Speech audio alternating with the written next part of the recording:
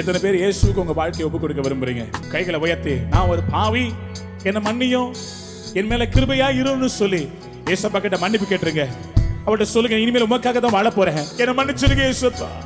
அன்பு வாலிப பிள்ளையே, உலக நட்புக்கு பின்னாடி ஓடி இன்னைக்கு உடைந்து போய் வந்து நிக்கிறியே. ஏசப்பா சொல்றாரு, நான் மறுபடியும் உன்னை திரும்ப அணைய போகிறேன், ஒரு புதிய மனுஷியை மாற்ற போகிறேன். இனி நான் தான் உனக்கு எல்லாம், நான் தான் உன்னை நேசிக்க போகிறவன், நான் தான் உன் கூட இருக்க போகிறவன். வாலிப தம்பி, நீ உலகத்துக்கு பின்பாக ஓடின நாட்கள் முடிந்து விட்டது. இனி இயேசுவுக்காக வைராக்கியமாய் ஒரு எலியாவாய் எழும்பி நிற்பாய். வாலிபர்களுக்காக கதறுகிறோம். உள்ளத்தை திறந்து நீங்க வாயை திறந்து இயேசுவை கூப்பிடுங்க. இந்த வாலிபர் எல்லாம் உபவாசம் இருந்து ஜெபித்து, ஆண்டவரே ஒரு வாலிப சேனை எழும்பட்டும், ஆண்டவரே ஒரு வாலிப சேனை எழும்பட்டும், ஆண்டவரே எங்க தேசத்துல ஒரு அக்கினி இறங்கி வரட்டும். மேல் வீட்டு அறையில சீஷர்கள் மேல இறங்கி வந்த அதே அக்கினி இவர்கள் மேல் இப்ப இறங்கி வருவதாக. இப்ப இறங்கி வரட்டும், இப்ப இறங்கி வரட்டும்.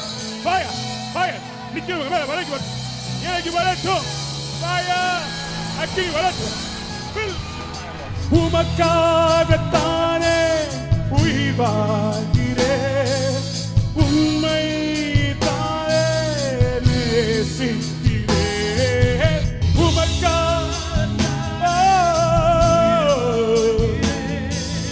உம்மை தானே நேசி சதத உயர்த்தி உமக்கா